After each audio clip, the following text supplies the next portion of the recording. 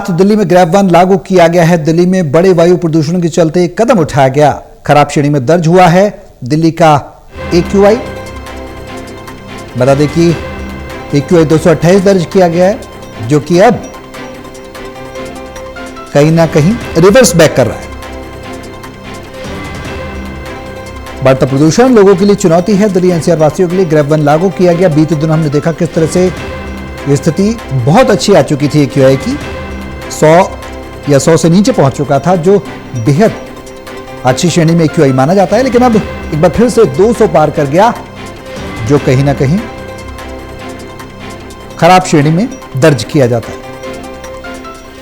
हमारे सहयोगी total news के संवाददाता दिल्ली से जितेंद्र शर्मा हमारे साथ हैं। फोन लाइन पर ज्यादा जानकारी के लिए सीधे उनका रुख करेंगे। जितेंद्र, क्या कुछ जानकारी है AQI को लेकर, जिस तरह से आंकड़े निकलकर सामने आ रहे हैं? 228 दर्ज किया गया है, ग्रैब वन लागू हुआ है।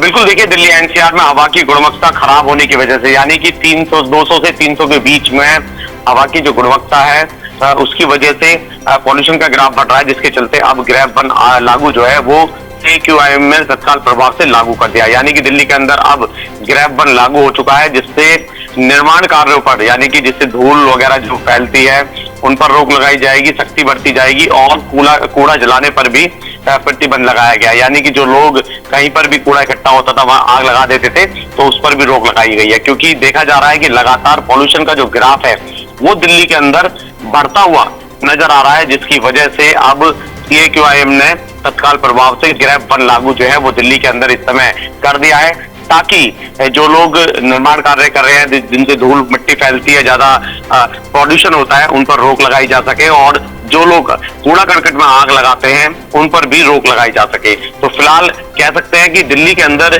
ग्रैब वन लागू कर दिया गया है और इसे सख्ती से पालन करने के लिए निर्देश दिए गए हैं। चलिए, बहुत शुक्रिया जितेंद्र तमाम जानकारी के लिए।